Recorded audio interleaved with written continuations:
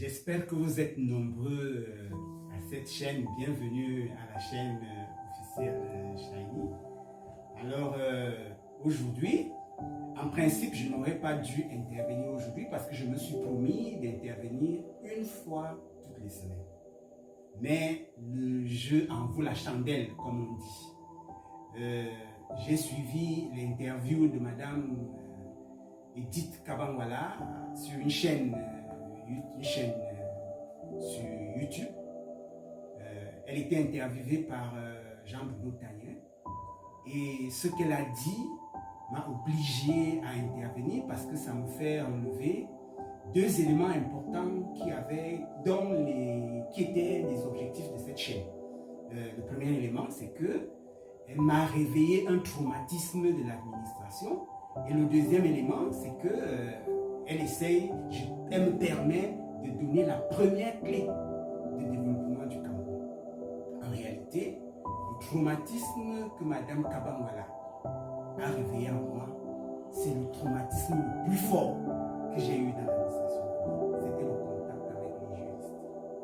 Le contact avec l'homme juriste a été pour moi la chose la plus traumatisante de l'administration. J'ai rencontré un type de personnes pour lesquelles le résultat n'est pas important. Ce que vous faites, vous le faites, quel que soit le résultat. Ça ne les intéresse pas. Et même s'ils n'atteignent pas le résultat, ils ont des raisons pour lesquelles ils n'atteignent pas le résultat qui n'ont rien à voir avec les principes scientifiques. Et quand vous leur donnez les principes scientifiques, ils s'y opposent carrément. Ils ont leurs raisons. Alors, ils sortent du physique, du naturel, pour vivre dans le virtuel. Car je n'ai pas été le seul traumatisé. Parce que je me rappelle que le ministre, quand il arrive à la fonction publique, il est traumatisé par le fait que les données de la fonction publique sont gérées par un cabinet privé. C'est un cabinet privé qui gère les données de l'État. Aussi, je pense. Et les administratifs sont là. Ils accompagnent un cabinet public, un cabinet privé. Alors il est traumatisé. Il dit, mais comment? Si vous ne savez pas manipuler, mais mettez les scientifiques à l'ENAM. Il a même, si mes souvenirs sont exacts, lancé le concours. Ça a été tellement traumatisant pour lui que je ne sais pas si c'est ce qui a fait qu'il perde son poste de ministre. On ne peut pas le dire. Mais en réalité, ce que je sais, c'est que c'est traumatisant de travailler avec des personnes pour lesquelles le résultat n'est pas important.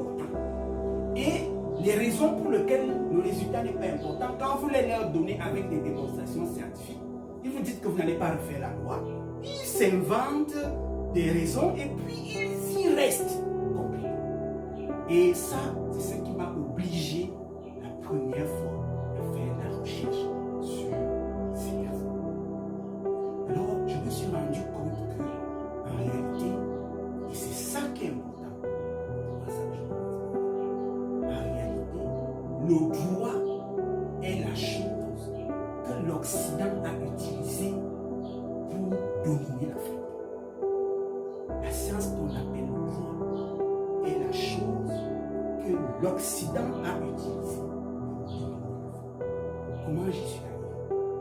En faisant la recherche, je me rends compte que de toutes les sciences du monde, parce que Émile Durkheim définit la science en base de trois choses. Il y a la méthode et il y a la terminologie. C'est la seule science au monde qui a un objet subjectif. C'est-à-dire que le droit a pour objet la règle, la norme, qu'on cherche quoi mettre, c'est autour de la loi. Donc l'objet du droit, c'est la loi. Et la loi, c'est quoi? La loi, c'est que deux ou trois individus, ils peuvent être gouvernement ou parlement, se réunissent, inventent quelque chose pour le monde, et puis ils vont rencontrer un autre groupe de personnes qu'on appelle des parlementaires, qui représentent le peuple, et puis ces parlementaires adoptent, et une autre personne signe, c'est la loi, et elle s'impose à tout le monde, et c'est ça l'objet d'une science. Toutes les autres sciences du monde ont des objets qui sont objets, c'est-à-dire détachés du sujet. Est-ce que vous une science a pour objet un sujet. Si je voulais parler un français compliqué, j'appellerais ça oxymore. C'est-à-dire que l'objet se veut différent du sujet. Mais une science prend pour objet ce qui dépend du sujet. Alors voilà la première chose qui forme. C'est-à-dire qu'il est axé sur un objet qui n'en est pas un. Ça, c'est la première chose. Alors c'est pour ça que lorsque cet objet est en conflit avec les lois naturelles, ils ne peuvent pas résoudre le problème. La deuxième chose que j'avais constatée, c'est que dans le parcours académique du juriste, il n'y a que expliquer. Les épreuves qu'on lui donne à l'examen, il y a expliquer, commenter, discuter, disserter. Dans aucune des épreuves, pendant tout le parcours académique, le mot résoudre n'existe. Mais quand ils arrivent au niveau du service, on leur dit de résoudre les problèmes de la vie. Comment peuvent-ils résoudre les problèmes de la vie? Ils n'ont jamais appris à résoudre. C'est pour ça qu'ils occupent les plateaux de télévision à discuter, à élaborer, jamais pour résoudre. Et la troisième chose que je veux c'est qu'ils sont un esprit utopiste. Ça veut dire qu'ils sortent de la réalité. Ils vivent leur monde, le monde qui existe dans leur tête. Et c'est comme ça que le monde existe. C'est comme ça que... Et cet esprit juriste envahit le camp. Et les Blancs, les Occidentaux, étaient conscients. J'ai mis cette... en blaguant, j'ai mis cette remarque dans Internet. Et des jeunes juristes, et c'est ça qui m'a amusé, viennent m'opposer le contrat social. Que le contrat social est important et il faut que la loi existe, que le droit existe pour que la société se porte bien. Alors j'ai failli pleurer. J'ai failli pleurer parce que quand un Africain intellectuel vient me parler du contrat social, ça veut dire qu'il n'a rien compris de la théorie du contrat social. Le contrat social, c'est quoi? Le contrat social des contractualistes, il y a Jean-Jacques Rousseau, il y a Thomas Hobbes, il y a John Locke, qui sont des contractualistes. Qu'est-ce qu'ils défendent? Ils défendent que avant le droit, les êtres humains étaient des animaux, c'est-à-dire vivaient selon la nature. Et après le droit, ils sont devenus des hommes. Donc ça veut dire que c'est le droit, la constitution, qui rend homme l'homme. Mais ils n'ont jamais compris que c'est une façon d'insulter l'Africain. Ça veut dire qu'avant que nous commencions à faire les constitutions, nous étions des animaux. Avant que nous n'ayons le droit positif, nous étions des animaux. C'est faux, puisque avant les Jean-Jacques Rousseau, il y a déjà Aristote qui disait que l'homme était un animal politique. Il y a Thomas d'Aquin qui défendait que l'homme est naturellement social. Ça, c'est même avant. Et après, il y a des Hegel qui se sont même légués contre ça. C'est une conjecture. Elle est tellement conjecture que Lévi-Strauss s'est en pris à Jean-Jacques Rousseau. C'est pas moi. Alors, quand un intellectuel qui se dit juriste, on lui met dans la tête l'idée que c'est le contrat social s'impose à l'homme, mais il ne comprend pas que c'est l'injure à l'Africain. C'est le problème que j'ai avec les panafricanistes. Un panafricaniste qui parle de droit, c'est qu'il est perdu. Il n'y comprend rien. Le droit positif est l'insulte que l'Occident fait à l'Afrique. Et on formate l'Africain à accepter qu'il devient homme quand il commence à avoir le droit. Alors, on nous trouve donc dans cette société des gens qui sont comme ça, grivés, obstinés, parfois quand ils disent des bêtises. C'est pour ça que quand j'entends quelqu'un comme Edith Kabambwala, qui n'est pas juriste de formation, parce que c'est une fille a sa biographie qui est dans Internet, elle a fait la zoologie. Pourquoi se fait-elle envahir par ce raisonnement, le raisonnement de quelqu'un qui refuse d'expliquer l'échec par les lois normales? Je vais ouvrir une parenthèse parce que c'est une histoire bien dérangeante. Le premier problème du camp, c'est l'esprit juriste. C'est l'esprit juriste qui a envahi. L'esprit juriste est un esprit formaté. Je vais prendre un exemple. Quand monsieur l'honorable Cabral Libi lance l'opération 5 millions d'électeurs, 5 millions d'électeurs, 11 millions d'électeurs, 11 millions d'électeurs, quand il lance la campagne 11 millions d'électeurs, ça tombe au moment où je suis en train d'écrire mon livre sur les statistiques à l'usage de la gestion des ressources. Et donc, j'essaye d'adapter les techniques statistiques à la manipulation des hommes, sur les populations des hommes. Et je lui fais une lettre. Je peux supposer qu'il a reçu la lettre parce que j'ai eu des feedbacks de la part parce qu'il a une équipe de personnes qui répondent à ces lettres. Je lui ai fait la lettre en lui disant que le Cameroun ne peut pas avoir plus de 7,5 millions d'électeurs.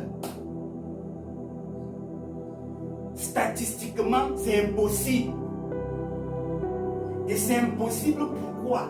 Par des lois statistiques. Je prends 2 ou 3. Il y a la loi de Poisson. Il y a la loi de la distribution normale centrée.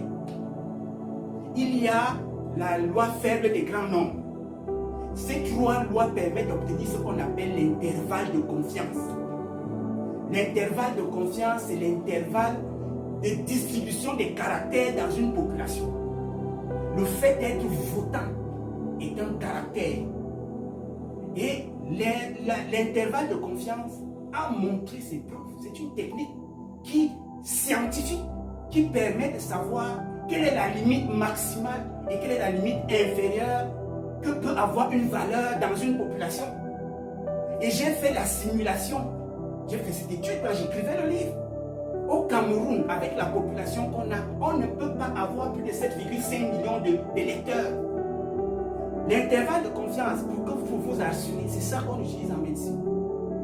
En médecine, quand vous avez, dans l'imagerie médicale, quand vous avez un examen à aller faire, vous vous rendez compte que la fiche d'examen a de ce côté les résultats, c'est-à-dire ce qu'on va relever, le nombre de globules rouges, le nombre de globules blancs, la glycémie, et ainsi de suite.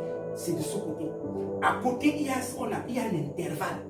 C'est ça l'intervalle de confiance. Que vous ayez 10 mètres, que vous ayez 3 mètres, que vous ayez 100 kilos, que vous ayez combien, votre glycémie est dans un intervalle. Que vous ayez 1 million de tonnes, votre température est dans un intervalle. Cet intervalle, ça s'appelle l'intervalle de confiance. Tous les événements qui arrivent en dehors de l'intervalle de confiance s'appellent, selon la loi de Gauss, les événements rares. Donc au Cameroun, on ne peut pas aller au-delà de 7,5 millions. On reprend le calcul. Je lui avais proposé de lui faire cette étude. Ce n'est pas possible. Et c'est curieux que le débat au Cameroun se joue aujourd'hui. On condamne Eleka de ne pas avoir plus de 7,5 millions parce que la population augmente. Non, il y a ce qu'on appelle l'intervalle de confiance en science. Et cet intervalle de confiance, les juristes refusent de l'accepter. Il y a un qui porte plainte à Eleka parce que Eleka ne sort pas la liste parce que pour lui, normalement, on devait dépasser. Non. Si on dépasse, c'est qu'il y a un problème. Il y a ce qu'on appelle l'intervalle de confiance en statistique. Et quand on est hors de cet intervalle de confiance, on est à côté de la plaque. Et c'est comme ça qu'ils sont donc. On leur explique quelque chose, donc ils embarquent le Cameroun dans une histoire qui n'a rien à voir avec la science. Une histoire qui n'a rien à voir avec les règles. Le droit est la seule science où on invente les lois. Toutes les autres sciences, on les découvre. Inventées dans le sens littéraire. Parce que inventées dans le sens étymologique, qui vient du verbe latin invenio, c'est trouver. Trouver. Mais la seule science où on invente les règles, où on fabrique une règle à partir de rien, c'est le droit. Toutes les autres sciences trouvent les règles, trouvent les lois.